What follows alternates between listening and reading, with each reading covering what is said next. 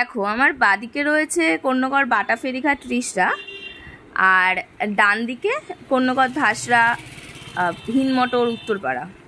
প্রবেশ মূল্য মাত্র 10 টাকা। আমরা পৌঁছে গেছি heritage and historical property Abanindranath ঠাকুরের বাগানবাড়ি। হ্যালো এভরিওয়ান, ওয়েলকাম টু খেজু স্পেস। চলো তোমাদের সাথে শেয়ার করি the heritage of Karnagarh Abanindranath ঠাকুরের বাগানবাড়ি। আপনারা যদি ফ্যামিলি নিয়ে একবেলার জন্য সময় কাটাতে কোথাও চান, কলকাতার ধারে কাছে, আপনারা অবশ্যই এখানে আসতে পারেন। চারিদিকে দেখুন পুরো সবুজে ঘেরা।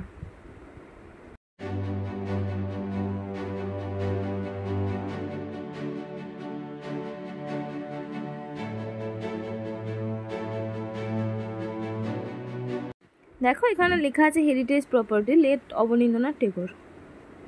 খুব সুন্দর করে ডেকোরেট করা রয়েছে।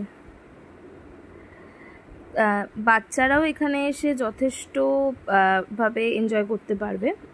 এখানে বিভিন্ন অ্যাক্টিভিটিস রয়েছে, যেমন স্লিপ, এটাকে স্লিপ তো বলে, যাই হোক স্লিপ রয়েছে, ওইদিকে দোলনা রয়েছে, তারপর সিস রয়েছে। দেখো ভালো লাগবে।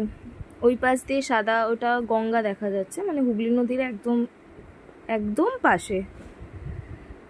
আপনারা যারা আসতে চান তারা কর্ণগড় স্টেশনে আসবেন ফার্স্টে, মানে হিনমটর আর রিসরার মাঝে যে কর্ণগড় স্টেশন, সেই কর্ণগড় স্টেশনে আসবেন। সেই কর্ণগড় স্টেশন থেকে জিটি রোডের দিকে যে অটো বা টোটোগুলো পাওয়া যায়, সেই অটো বা টোটোতে করে অবনীন্দ্রনাথ ঠাকুরের বাগানবাড়ি আপনারা ইজিলি পৌঁছে যাবেন।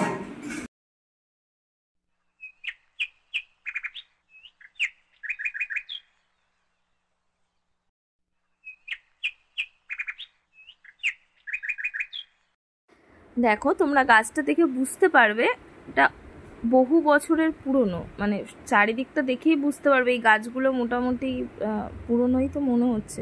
আর এখানে গাছের কিছু কিছু গাছের মধ্যে লেখা আছে বিষধর সাপ আছে, মানে বর্ষাকালটা তোমরা এটা অ্যাভয়েড করতে পারো বলেই আমার মনে হয়। এখানে মানি প্ল্যান্ট আছে,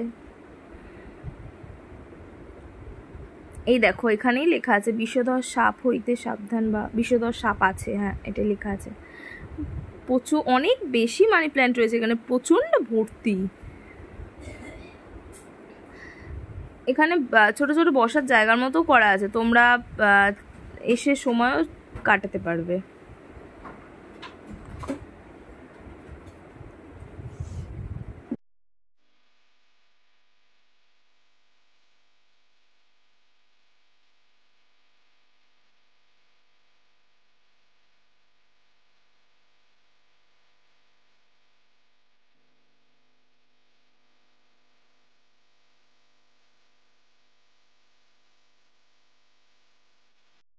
এখানে অবনীন্দ্রনাথ ঠাকুরের একটি স্ট্যাচু রয়েছে।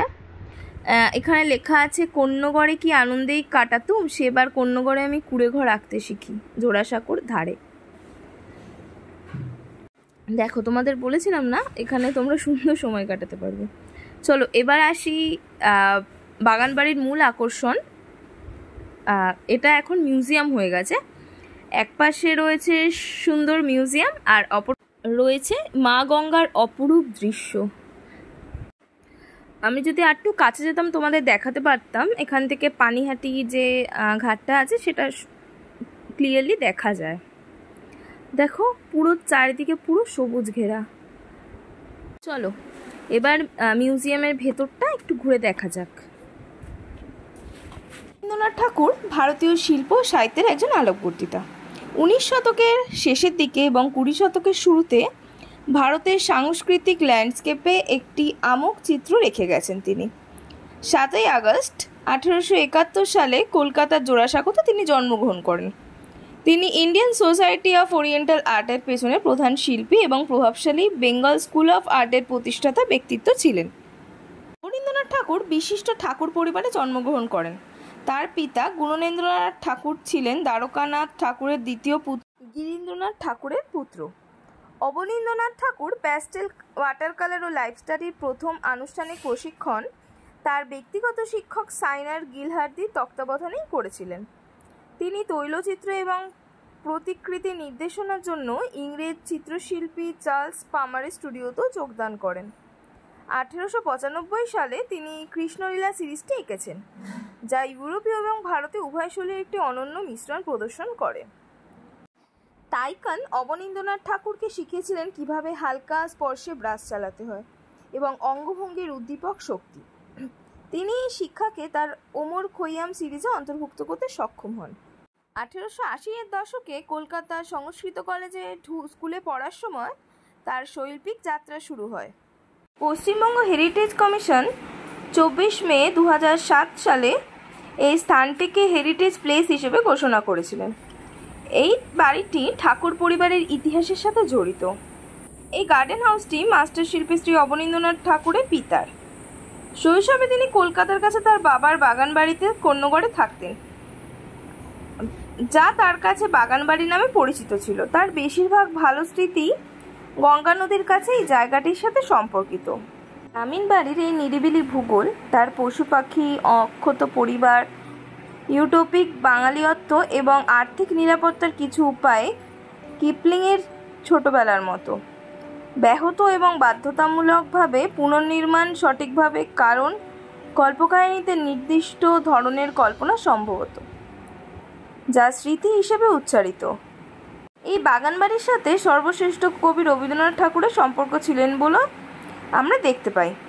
প্রাকৃতিক নৈসর্গিক সৌন্দর্য উপভোগ করার কিছু সময় কাটানোর জন্য পরিবার নিয়ে সেখানে যেতেন তিনি।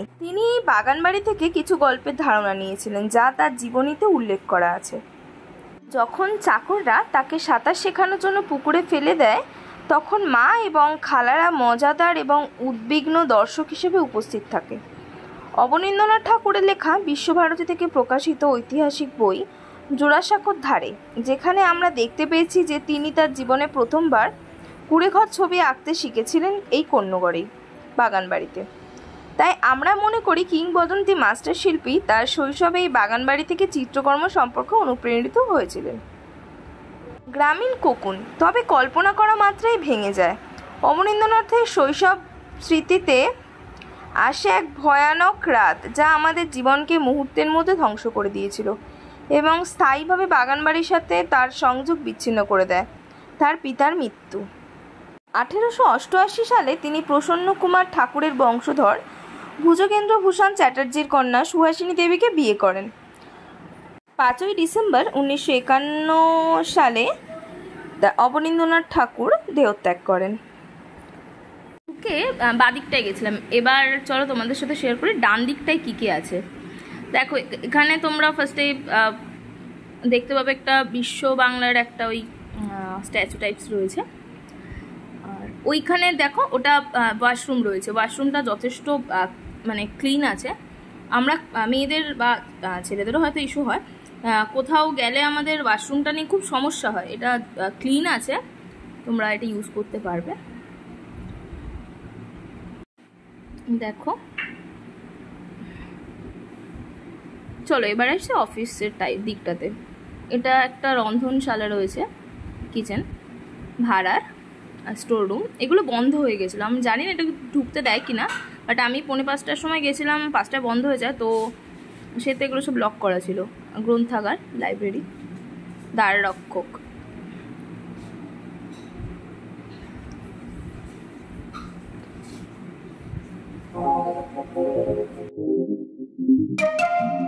দেখো, এখানে লেখা আছে সকাল 10টা হইতে বিকেল 5টা অবধি।